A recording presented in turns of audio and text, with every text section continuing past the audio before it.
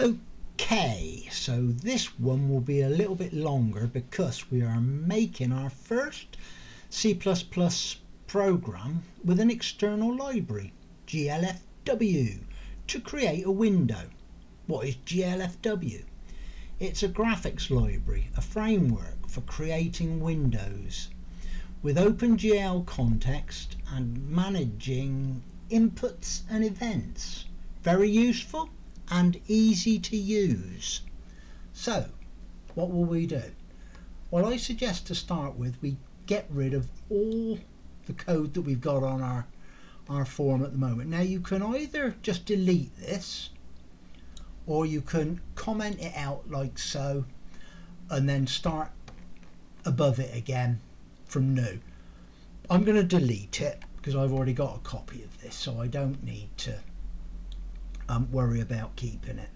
That can go as well because I've rewritten that at the top. So we need to basically start again, and we're going to do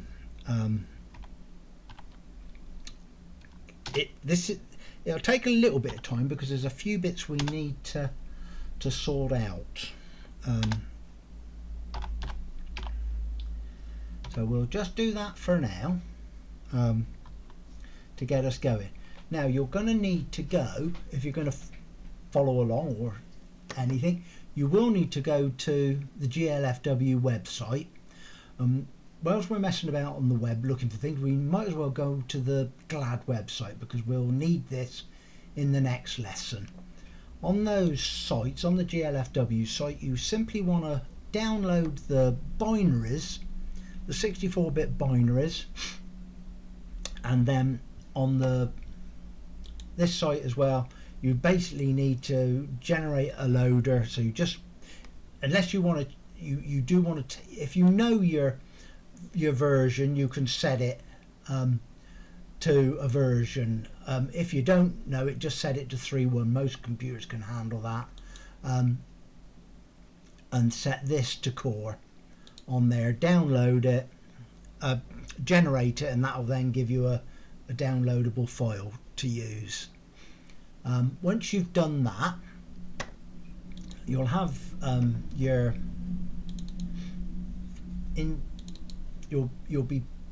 GLFW, which is the one we'll concentrate on for now because that's the only one we're going to use today.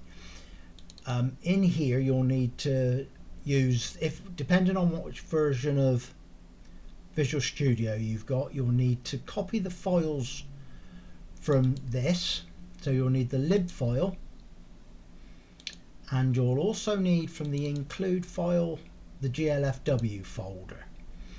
And then what we will end up with in our program, we're going to go to my project, or whatever you've called it. We're going to, if I can find it, we'll add a new folder called vendors,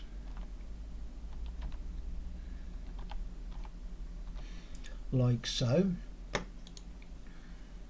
and then back in your Explorer, there's probably other ways of doing this. This is how I've done it. We need to copy this file, so we need it would pay us to find your project in Explorer, go to the vendors folder, which is empty, and then copy this into vendors, and then we want to add a new folder. We'll just call this lib. Then back in the download, go back, oh that was inconvenient timing, go back to the whichever one you're going to use. I'm on 22, so that's the one I'm going to use. glfw3.lib, we copy that, and then back in this lib folder we simply paste that in there. Now if we refresh our screen now, we will have those files in there. So in GLFW folder we will have these two files, and in the lib folder we'll have this lib file. Now the next thing we have to do, because this all now gets a little bit complicated,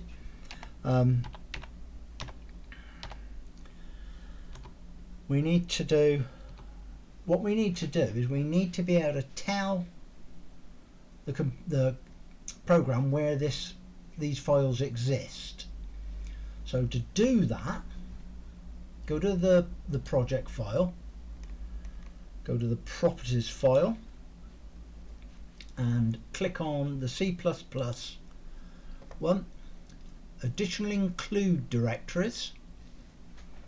And in here, the simplest way of doing this is to go $ and then go solution with the capital L. Ooh.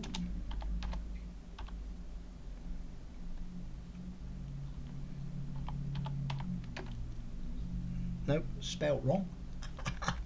I'm good at this. Solution, and then you put dir on the end of it with a capital D. Close it, and then we go vendors.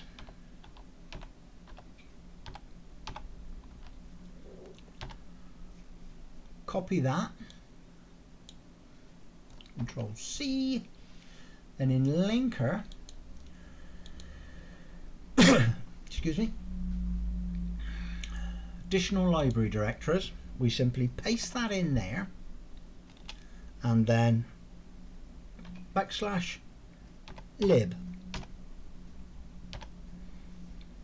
We also need to go into inputs and additional dependencies. If you click in the corner there, it'll then offer you an edit box.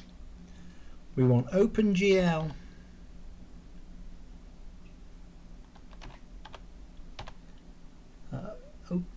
OpenGL 32.lib, and we also want GLFW 3.lib.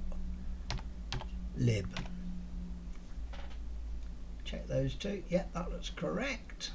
Say OK to that, apply, and OK, and with a bit of luck our red squiggly line from include has vanished, because it now knows where those files are residing. So that's now set it up so as it can work.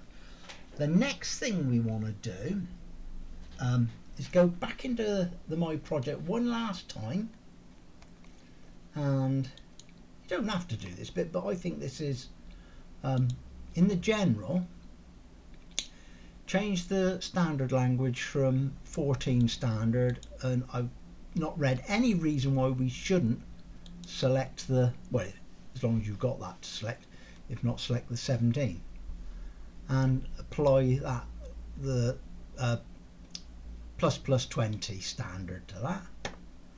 I see no reason why you shouldn't. I've been doing it for 18 months and I haven't seen anything that says no, don't do that, that's a really bad idea. So where we go from here now, a little bit complicated this bit. We need to do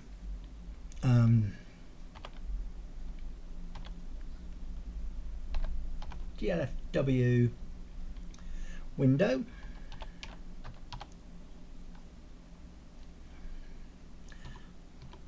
and you have to put the little star after it, and that's something we're going to cover later on, because things with those little stars after them do get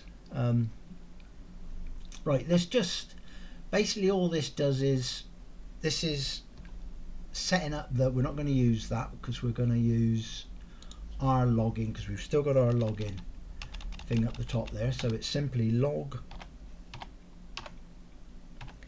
info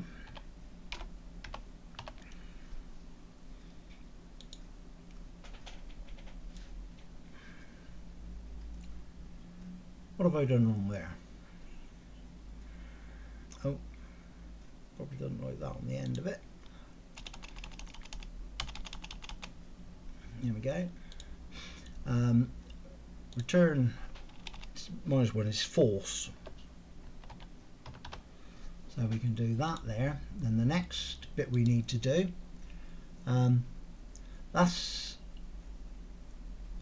basically initializing the library. We now need to create a window, so we will do create the window. So it's window. You can call this anything you like. You'd have to change that there, but this can be called anything you like. It doesn't need to be called window. Call it window because it just seems a really sensible thing to do. GLFW create window. This is the size of the window. This is what the window is going to be called. These two are for other things like monitors and stuff. We don't need to worry about that at the moment because that's just not something we need to bother with at the moment. Then the next bit we need to do is this bit basically. So this is another thing. This is checking that the window was initialized, and if it wasn't initialized, it'll print out this error message. I mean, we could add to that if we wanted to.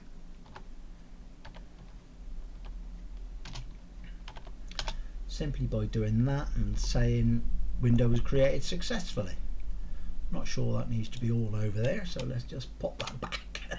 Make it look a little bit more reasonable. Okay, the next thing we need to do, which is that's pretty much the window setup. We now need to make that window make the context of that window current. So GLFW make context current, and then you have to put the name of the window in there, whatever you've given your window name. So that just makes it so as the window that will appear will be the current window. Now we get to use one of our little while loops that we practiced the other day, and we're going to have in there a couple of other bits as well as just those, so that we're going to clear the screen.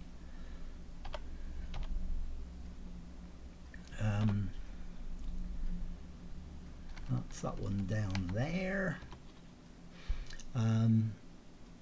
GL color buffer bits is what we need in there. There's loads of different things you can put in there if you want to. Then swap buffers and poll events. Poll events basically means every time the loop runs through, this part tells, this doesn't need the Windows name in there either. You just have poll events and an empty bit on the end. This basically tells it that something's happening. So it's polling any events. Every time it runs through the loop, it sees whether something has happened. And then the next thing we can do is GLFW terminate, and then we could, if we wanted to, log info, there we go, GLFW has terminated successfully, return 0. And theoretically, as long as I've not made any stupid faux pas on there, we should be able to click our big green button and we should get a window open. That's the plan anyhow. And then later on what we'll have to do is think of something we can do with this window. I think we're going to get it.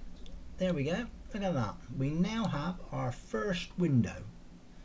GLFW created the window successfully, and theoretically when we click this button, and the poll events is checking for when we click this button or when we drag it, or later on when we're pressing keystrokes or selecting things.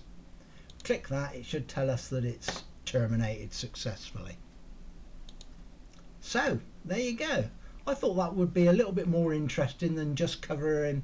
We've covered this and the if else in the other bits we've done, so there you go.